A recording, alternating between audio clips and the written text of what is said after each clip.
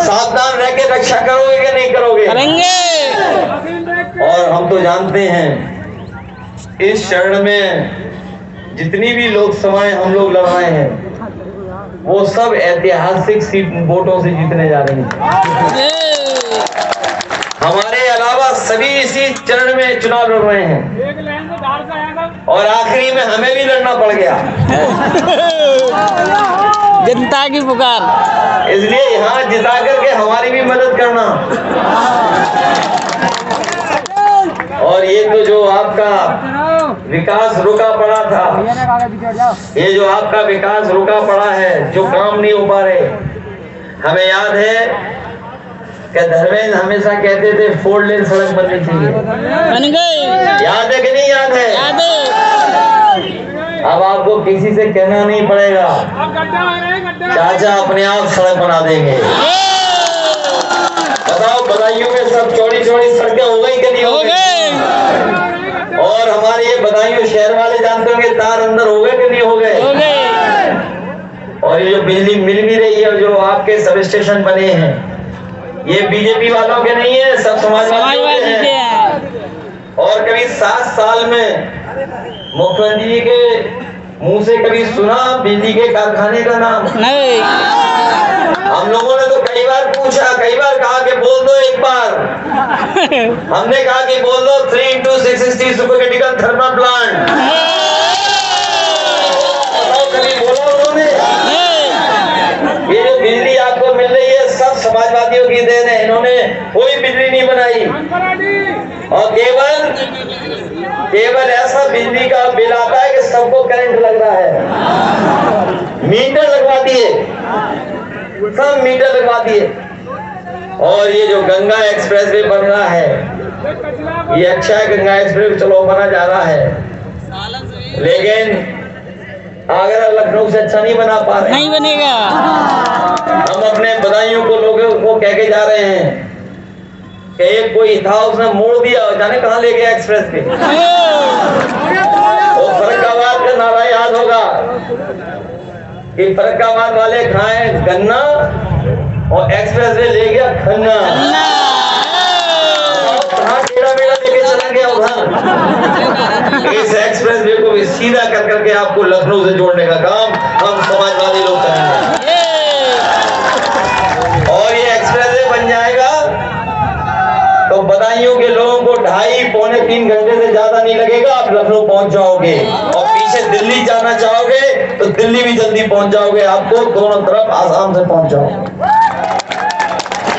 सड़कें भी बनेगी, बिजली का इंतजाम भी होगा।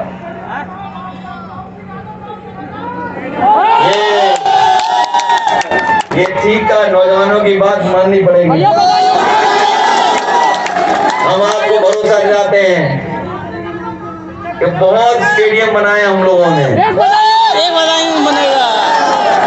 बहुत स्टेडियम बने हैं और स्वाभाविक है इधर तो जमाना क्रिकेट का हो गया शुरू। और हमारे मुख्यमंत्री जी का क्रिकेट खेलते हुए देखा था, एक बॉल आई और 3 टप्पे खा करके भी बदला घुमा दिया। आपने देखा कि नहीं देखा? देखा था। इसलिए जब समाजवादी सरकार बनेगी तो जिस तरीके से लखनऊ का बना है, जहां पर बड़े बड़े मैच हो जाते हैं, आपके बदायूं में भी नौजवानों को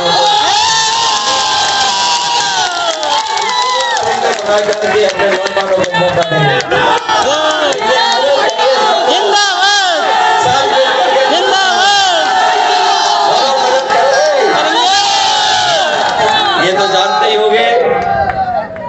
ये तो जानते ही होंगे कि कभी बचपन में चाचा ने और नेताजी ने हम लोगों को लेकर के गए थे पढ़ाने। ये तो पता ही होगा, पता है। चाचा ही हैं जिन्होंने हम लोगों को हाथ पकड़ करके पढ़ाना सिखाया और सब देखभाल की। और शायद कोई नहीं होगा जिसको गोदी में हम लोगों ने उठाया और आदित्य के अलावा।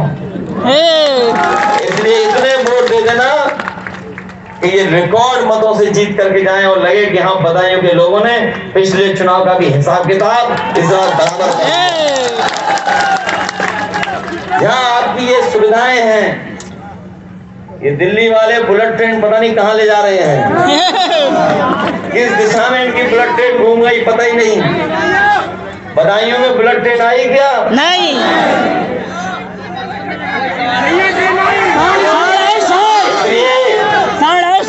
यहाँ पर ट्रेन से कोई जुड़ने का काम बदायूं का नहीं हुआ है, इसलिए ट्रेन से बदायूं को जोड़ करके दिल्ली तक ले जाने का काम। जहाँ मैं आदित्य जी के लिए आपसे सहयोग और मदद मांग रहा हूँ, वहीं आपके पड़ोस के हैं नीरज मौर्य, उनकी भी मदद करना आप लोग। वो भी इस जिले का ही हिस्सा है जहाँ चुनाव हो रहा है, और समीकरण इससे अच्छे नहीं हो सकते।